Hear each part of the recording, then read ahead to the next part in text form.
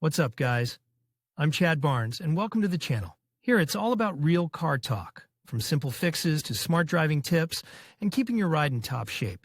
If that sounds good to you, go ahead and give the video a thumbs up. Hit that subscribe button and make sure you watch all the way through. There's a lot of good stuff coming. Let's get to it. Compared to the first generation, the second generation was a step forward in some respects, and in some respects, backward. For example, the design became more interesting and expressive, although the proportions remained recognizable. But at the same time, the new M-Class has lost a frame, having received a load-bearing body and leaving in the eyes of connoisseurs in a class of crossovers. However, by the standards of the class it was secondary. Nobody bought such cars for serious off-road runs, but the controllability played a really important role. The debut of the model took place in 2005 at the Motor Show in Detroit. Actually, just in the USA these cars were assembled. The crossover reached the Russian market in 2006, and already in 2007 it was slightly refreshed appearance. In our country at the start of sales, M-Class could be bought for a little more than 2 million rubles, and richly equipped versions were 3.5 million. Prices grew slowly, and even by 2011, when the second generation was leaving the assembly line, the price list started at 2.6 million rubles and ended at 3.6 million.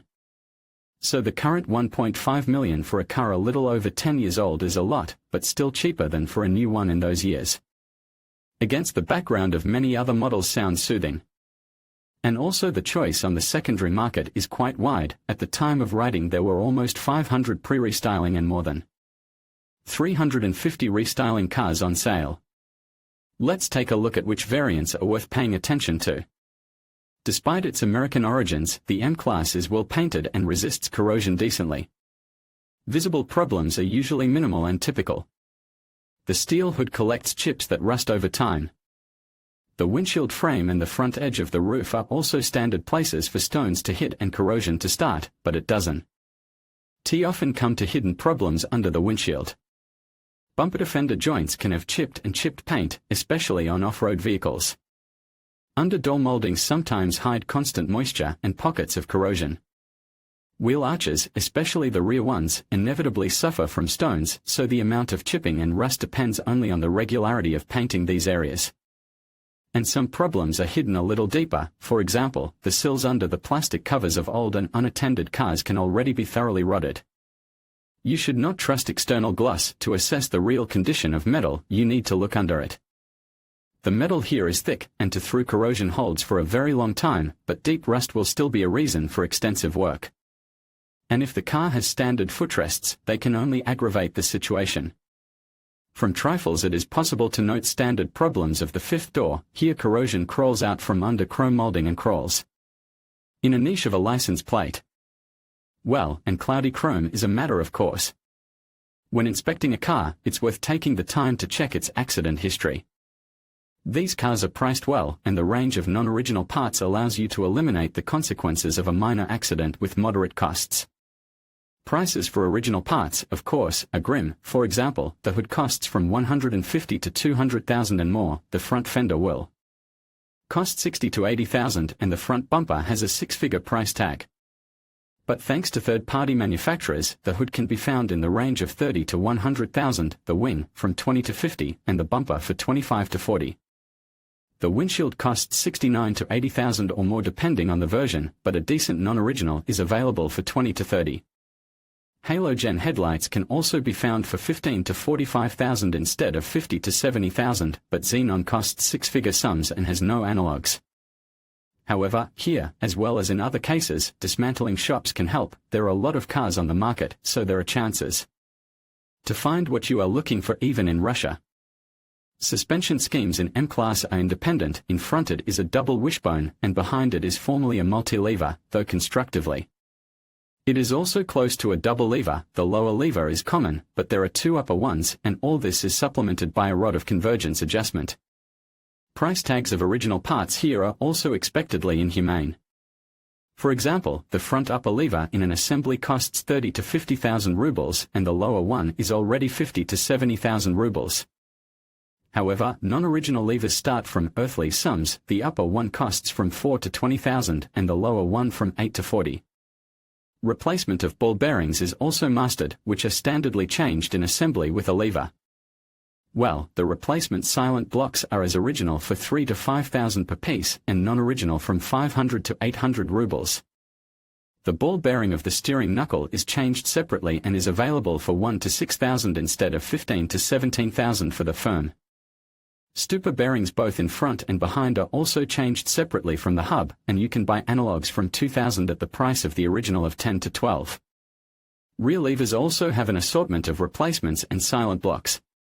Non-original lower lever in the assembly, however, will still cost 20,000 for a piece part, but it is still better than 30,000 for the original. And the upper ones are available from 2,000 instead of 15 to 20,000 for branded ones. The only unavoidably expensive part of the suspension is the optional pneumatics. Ordinary front shock absorbers can be bought for 6 to 20,000 instead of 35 to 40 for the original, and rear ones from 3,000 instead of 15 to 20. But the front pneumatic strut even from a third-party manufacturer will cost from 40 to 100,000 and the original will cost 100-150 and higher. If you want to save money, separate cylinders are available for repair at 10 to 20,000.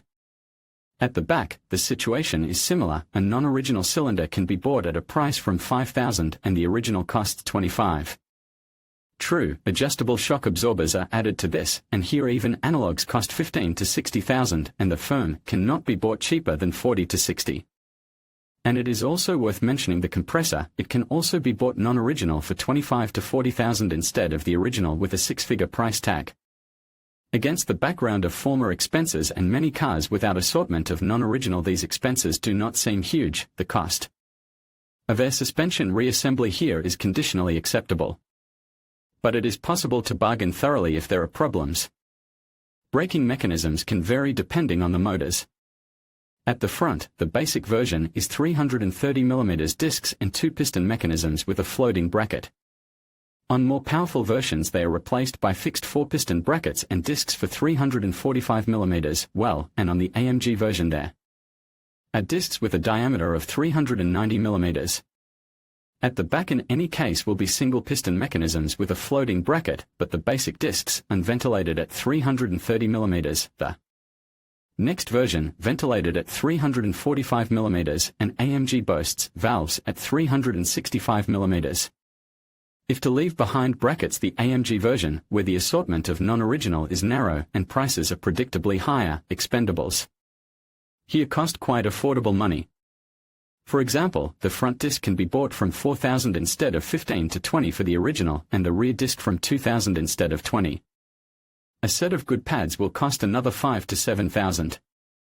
And parking brake drive here is mechanical pedal that also favorably influences on the cost of its service and repair. Mercedes-Benz M-class 2005 to 11. The steering is simple with power steering, and the potential problems are typical. Wide wheels and love to turn the steering wheel on the spot can kill the pump rather quickly. If it makes noise or howls, it is necessary to prepare for its replacement. The original one will cost 50 to 70,000 and the price of non-original for most versions starts from 6 to 8,000, though there are variants for 20 to 30. And also a noisy pump contaminates oil with wear products, so it is worth at least to evaluate the color of the liquid in the tank and inspect the rack for leaks. The price tag of the original new rack is astronomical, 300 to 500,000 and more. But the restored unit can be bought for 25 to 60,000, although there are TRW for 150 to 200,000, about twice as expensive as reassembly of the existing rail. In general, there are no unsolvable tasks here, and the inspection procedure is standard. In the USA, the M-Class was offered with rear-wheel drive, but such versions were not brought to us, so all cars on the secondary market are all-wheel drive. All-wheel drive here is real, constant with interaxle differential, and optionally with reduction gear and transfer case and rear differential lock. However, Off-Road Pro package is a relative rarity. The car copes with usual tasks without it. At purchase it is necessary to check the work of a full drive, to examine joints of cardons, to estimate condition of gearboxes for leaks and noise, and also to listen to a transfer case on a hoist and on a road under load. And you should not make discounts on trifles. The cardons are offered only in assembly for big money, and gearbox reassembly will not be cheap. There was no choice of gearbox. All cars are equipped with 7-speed automatic 7G Tronic, aka 722.9. And the trouble here is that M-Class received this automatic transmission one of the first, that is, all the early failures fell to its share. The box received a set of problems of a modern automatic, capricious mechatronic, high operating temperature, active work of torque converter lock and so on. Yes, and whereof the mechanical part could meet already by 100 to 150,000 kilometers. Most of these automatics have already been repaired at least once, but far from always taking into account the mistakes of the past. That is, with the installation of an external filter and an additional radiator to reduce the operating temperature. Fortunately, this automatic is perfectly diagnosable, so that when buying you can assess the work and condition of the gearbox. Well, you can read in detail about all its problems in a technical piece about choosing a used M-Class. Mercedes-Benz M-Class 2005-11. The situation with motors is also ambiguous. There were both good and bad variants in the range. For example, gasoline 5-liter V8 with the index M113 is a good one.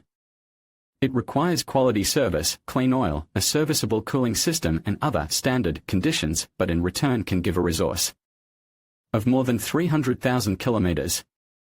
But there are some nuances. Firstly, it was installed only on early pre-restyling cars, so the chances to meet it are small, and the resource of 300,000 kilometers it could already give to someone before you. Well, and secondly, this motor means a tax for 300 with more than horsepower and corresponding fuel consumption. But the alternative gasoline variants are V6 and V8 series M272 and M273 respectively. They have a similar design, differing in the number of cylinders and, unfortunately, common problems.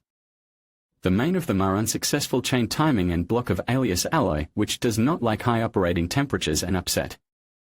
By scuffing on relatively low mileage, we even told about the problems of such motors in a separate article. But what does our heart tell us when buying a large crossover? It tells us we should take a diesel. And here it is not mistaken. 3-liter M6 with index OM242 will definitely be more preferable option. Mechanically, it is more reliable than gasoline motors and has a more stable resource, and also does not force to pay transport tax for 250 and more horsepower. However, taking into account the age and class of the car, there are enough potential investments here.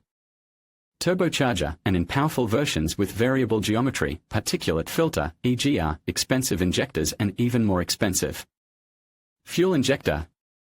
In general, the risk of getting into expensive repair is still rather high here, and diagnostics at purchase should be as thorough as possible.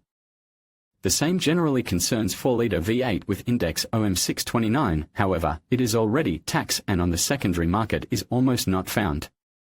And 3-liter diesels, it should be said, are not the most popular. The share of such cars in sales is less than 40%. So, when choosing a used second-generation M-Class, you need to listen to your heart, but also look at your wallet. The choice of mind and heart will be a restyled diesel car. But here its equipment, especially the presence of air suspension, it is already a concern of a purse. For 1.5 million or a little more you can look for a well-maintained car from the first or second owner without pneumatic, approximately. True, you cannot count on small mileage. Most machines have passed at least 200,000 kilometers. Well, if you definitely want a gasoline car, it is worth looking for a pre-restyling copy with an atmospheric V8.